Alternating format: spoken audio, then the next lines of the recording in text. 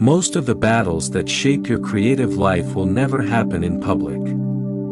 They will not happen when people are watching. They will not happen when you feel confident, inspired, or ready. They will happen in silence.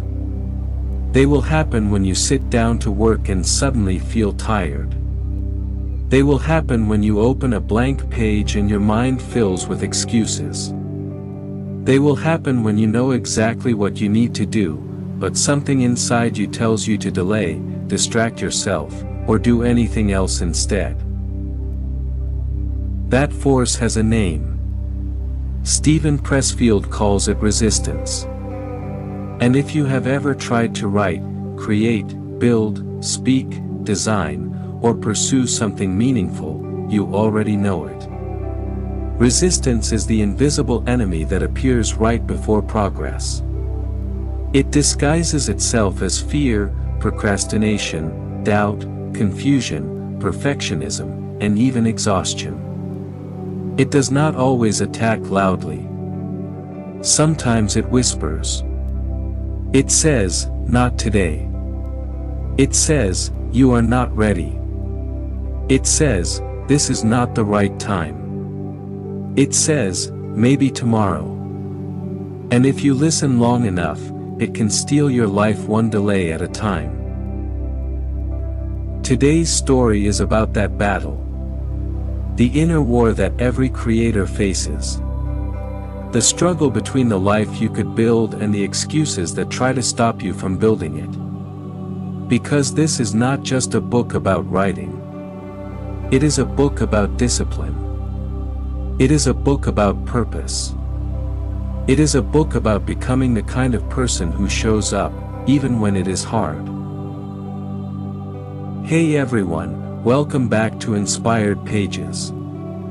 On this channel, we explore books that help us understand life, human behavior, discipline, mindset, emotional strength, and the deeper forces shaping our everyday experiences. In our previous videos, we explored how habits control daily actions, how grit carries us through difficulty, and how small decisions shape who we become. Today, we move into another powerful idea. Because habits matter, grit matters, but for every creative soul, there is a deeper battle happening beneath the surface. Resistance. Today's book is The War of Art by Steven Pressfield. This book begins with a truth that many people feel but do not always say out loud. The hardest part of creative work is not always skill. It is not always time. It is not always talent. Often, the hardest part is simply starting. Pressfield argues that resistance shows up whenever we move towards something meaningful. The more important the task, the stronger the resistance often becomes.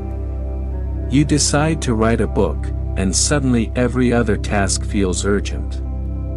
You decide to start the business, and suddenly your mind becomes full of fear. You decide to improve your life, and suddenly distractions become more attractive than ever. That is not an accident. Resistance does not attack random things. It attacks things that matter. And that is why it feels so powerful. It does not want you to create. It does not want you to grow. It does not want you to become the person you are capable of becoming. Instead, it wants delay.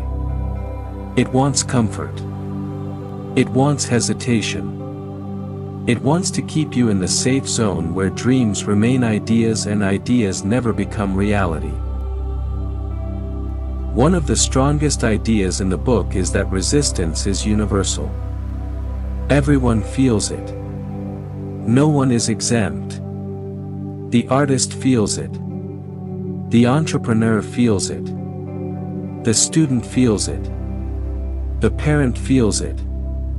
The person trying to change their life feels it. The difference is not whether resistance appears. The difference is whether you obey it. Pressfield makes it clear that professionals and amateurs do not live the same way. An amateur waits for inspiration. A professional shows up regardless of mood. An amateur works only when it feels good. A professional treats the work as a duty, a calling, and a discipline. This is a powerful shift. Because many people think progress depends on motivation. But motivation is unstable. Some days it is strong. Some days it disappears. If your entire life depends on feeling inspired, your work will always be vulnerable. A professional does not wait to feel ready. A professional creates readiness through action. That means showing up when the room is quiet. Showing up when the progress is slow. Showing up when the work feels ugly, unfinished, and uncertain. Because the work is not supposed to be easy. It is supposed to be done. Another key idea in the book is that resistance often hides behind noble excuses. It may not say, quit. It may say, research more. It may say, wait until conditions are perfect. It may say, you need more confidence first. It may say, this version is not good enough. It may even say, you are being realistic. But often, those are just polished excuses wearing a mask. That is what makes resistance dangerous. It rarely announces itself honestly. It borrows the language of wisdom while feeding fear. So one of the most important skills in life is learning to recognize it. Not every pause is resistance. Not every delay is failure. But if you keep returning to the same blocked place, the same avoided task, the same repeated excuse, then you are probably facing it.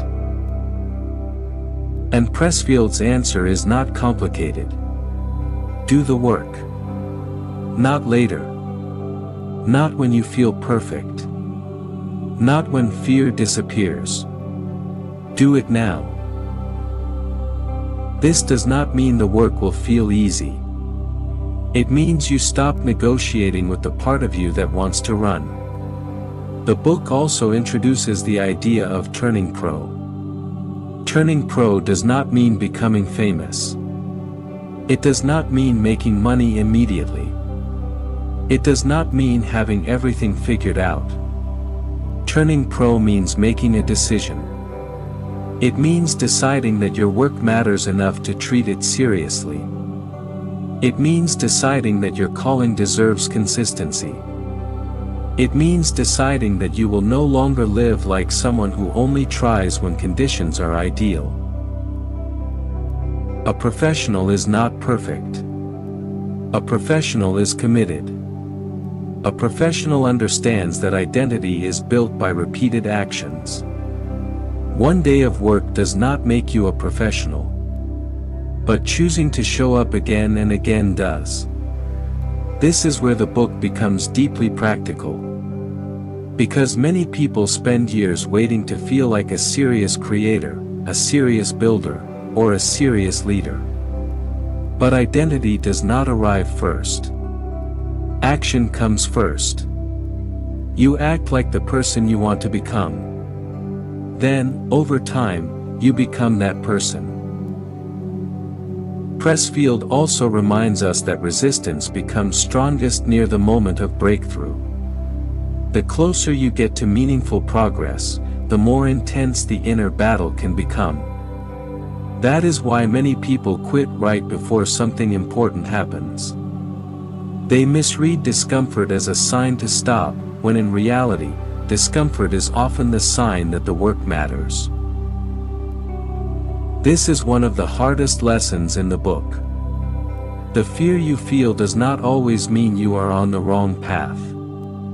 Sometimes it means you are near something real.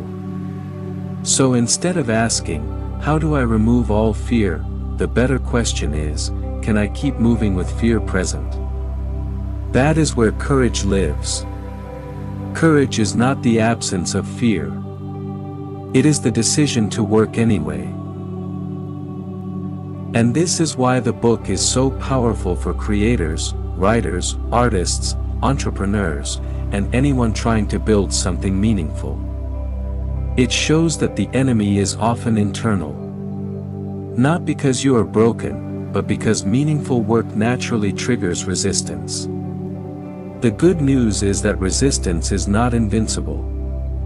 It grows stronger when you hide. It grows weaker when you act. Every time you sit down and begin, you weaken it. Every time you finish a page, a project, a task, or a difficult step, you weaken it. Every time you choose work over avoidance, you prove that resistance does not own you. And that is the heart of the book. Not perfection. Not praise. Not applause. Just work. Honest work. Daily work. Unglamorous work. The kind of work that slowly turns intention into reality. Pressfield also reminds us that the life we want is usually built in private. No one sees the early drafts. No one sees the repeated attempts. No one sees the lonely hours of unfinished work. But those unseen hours are where the real battle is won. The public result is only the final stage of a private discipline. That is why consistency matters more than intensity. A burst of effort can be powerful, but it is repeated effort that creates identity. If you keep returning to the work, you keep moving. If you keep moving, you keep growing.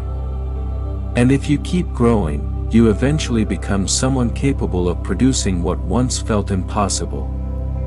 This book also teaches us something deeper about purpose. When your work is connected to something meaningful, it becomes harder to abandon. Purpose gives direction. Direction gives endurance. Endurance gives structure to your life. Without purpose, effort feels scattered. With purpose, effort becomes aligned. That alignment is everything. Because when you know why the work matters, you can survive the moments when the work feels heavy. You do not need to love every part of the process. You just need to respect it enough to continue. As we step back and reflect on the war of art, one truth becomes clear. The biggest obstacle to meaningful creation is often not talent, not time, and not opportunity. It is resistance. And resistance loses power when you refuse to obey it. The answer is not to wait for a perfect mood. The answer is to build a practice. The answer is to show up like a professional. The answer is to keep doing the work until the work starts changing you. Because the war is real. But so is your ability to win it. You win it one page at a time. One decision at a time. One day of discipline at a time. One act of courage at a time. So ask yourself, what have you been postponing? What important work have you been avoiding? What dream keeps returning to your mind, even though you keep pushing it away? Maybe the only thing standing between you and that future is one honest beginning. Not a perfect beginning. Just a real one. If this message made you pause and reflect, if it helped you recognize the resistance that quietly shapes your days, then the change has already begun. You do not need to change everything today. You only need to begin the work that matters. On Inspired Pages, we explore books that help us think clearly, live wisely, and grow into stronger versions of ourselves. If this message gave you value, subscribe to Inspired Pages. Share this video with someone who keeps delaying their dream, someone who feels blocked, or someone ready to stop waiting and start creating.